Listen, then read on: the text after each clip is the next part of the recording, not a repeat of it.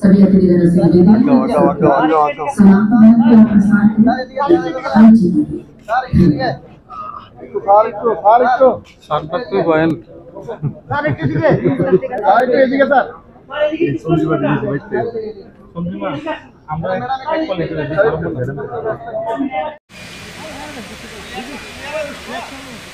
उपस्थित हो चुके हैं माननीय सांसद महोदय,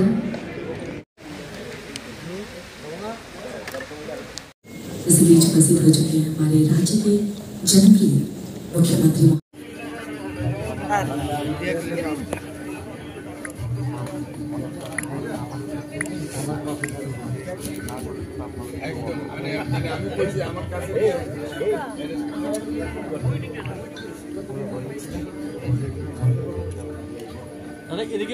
দাদা একটু এদিকে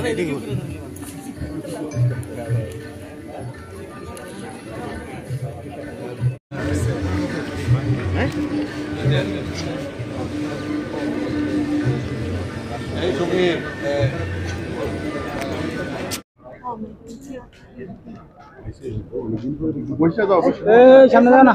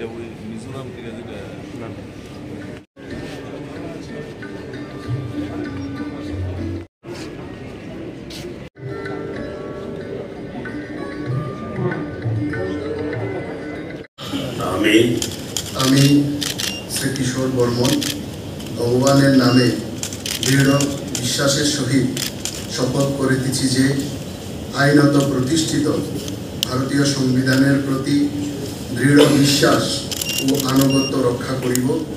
আমি ভারতের সার্বভৌমত্ব ও অখণ্ডতা রক্ষা করিব।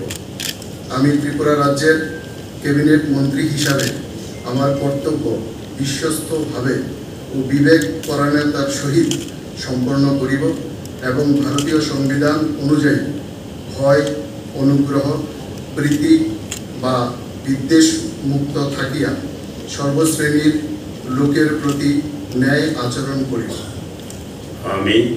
আমি শ্রী কিশোর বর্মন ভগবানের নামে দৃঢ় বিশ্বাসের সহিত শপথ করিতেছি যে ত্রিপুরা রাজ্যের ক্যাবিনেট মন্ত্রী হিসাবে আমার নিকট যে বিষয় বিবেচনার জন্য উপস্থাপিত করা হইবে অথবা আমার জ্ঞাতসারে আসিবে তাহা ক্যাবিনেট মন্ত্রীর কার্যনির্বাহের জন্য ব্যতীত প্রত্যক্ষ বা পরোক্ষভাবে কোনো ব্যক্তি বিশেষ বা ব্যক্তিবর্গের নিকট বলিব না বা প্রকাশ করিব না।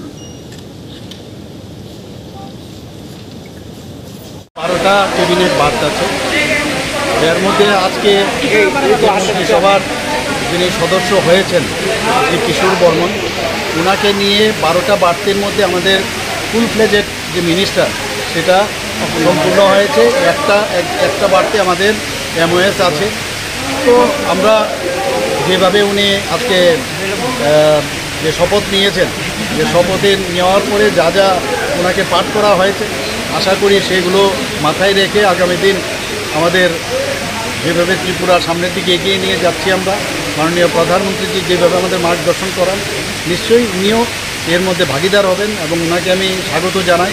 এবং আগামী দিন আমরা সবাই মিলে এই ত্রিপুরাকে, যেটা আমরা বলি এক ত্রিপুরা শ্রেষ্ঠ ত্রিপুরা, সেটা নিশ্চয়ই আমরা করি। মন্ত্রী কি কি দপ্তর দেওয়া হবে সেই বিষয়ে কি কোনো আলোচনা হয়েছে? সে পরে দেখা যাবে। এখন শপথ নিল, কবে হবে? হয়ে যাবে দপ্তর যখন হবে তখনই বলবো। সব হবে, সময়ে সব কিছু হবে, ডোন্ট ওয়ারি। আর সভাপতি নিয়ে কিছু বলবেন, মানে দলের সভাপতি কোন, মানে এখন সময়ে কথা হবে, সময়ে সব, মানে টাইম উইল স্পিক ইটস। না, অন্য রাজ্যে সভাপতি ঘোষণা হয়ে গেছে, ত্রিপুরায় এখনো ঘোষণা হচ্ছে না। এরকম কোনো বিষয় না। এক এক জায়গায় এক এক রকম অবস্থা থাকে, এক এক জায়গায় যে আমাদের প্রক্রিয়া থাকে। ভারতীয় জনতা পার্টি যে আমাদের যে পার্টি, মানে আপনারা জানেন খুব ডিসিপ্লিন পার্টি, এবং সেই অনুযায়ী ওনারা চিন্তা ভাবনা করে যখন যে কথা আমাদের কাছে আসবে নিশ্চয়ই আমরা সেইভাবে কথাবার্তা বলতে। আমি আমাদের সর্বোচ্চ নরেন্দ্র মোদীজিকে আমি ধন্যবাদ জ্ঞাপন করব। আমাদের স্বরাষ্ট্রমন্ত্রী অমিত শাহ, আমাদের সাধারণ সর্বভারতীয় বিএল সন্তোষজি, সর্বোপরি আমাদের ত্রিপুরা রাজ্যের মুখ্যমন্ত্রী অধ্যাপক ডক্টর মানিক শাহ সহ আমি সমস্ত আমাদের যারা উচ্চ নেতৃত্ব আছেন, রাজ্য নেতৃত্ব আছেন, সবাইকে আমি কৃতজ্ঞতা জ্ঞাপন করছি, সবাইকে আমি ধন্যবাদ জ্ঞাপন করছি। ডক্টর নিয়ে এখনো পর্যন্ত কোনো চর্চা রয়েছে না, এইসব বিষয় নিয়ে এখনো চর্চা হয়নি। আমি ভারতীয় জনতা পার্টির একজন একনিষ্ঠ সৈনিক, এসব নিয়ে ভাবনা চিন্তা করি না। দল যখন যেই জায়গায় যে পরিস্থিতিতে বা যা দায়িত্ব দিয়েছে সেটা দায়িত্ব এবং কর্তব্য হিসাবে আমি নিষ্ঠার সাথে পালন করে এসেছি। আগেও যা দায়িত্ব দেবে সেটা নিষ্ঠার সাথে। কিশোরবাবু, আপনি বাংলাতেও দলের কাজ সংগঠনের দায়িত্ব পালন করেছেন, কোথাও কি এই অভিজ্ঞতাগুলো বা প্রশাসনের কাজে লাগবে? কিভাবে লাগবে?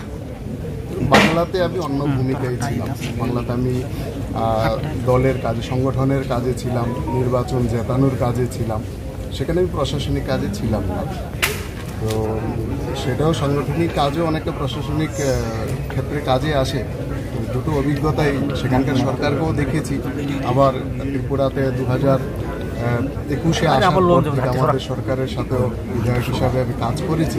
দুটো অভিজ্ঞতা মিলিয়ে আশা করি আগামী দিনে ভালোভাবে কাজ করব। কর্মী থেকে একজন বিধায়ক থেকে এখন আজকে ক্যাবিনেট মন্ত্রী, কি বলবেন আজকে এই সময়টা কেমন লাগছে আপনার?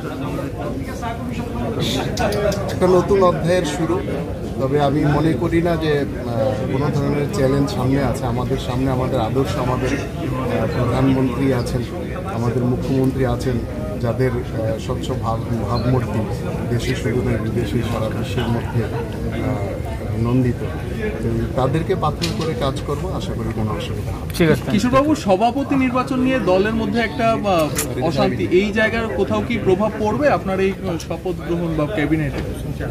সেটা দলীয় ব্যাপার, দল চিন্তা করবে সভাপতি কে হবেন না হবে।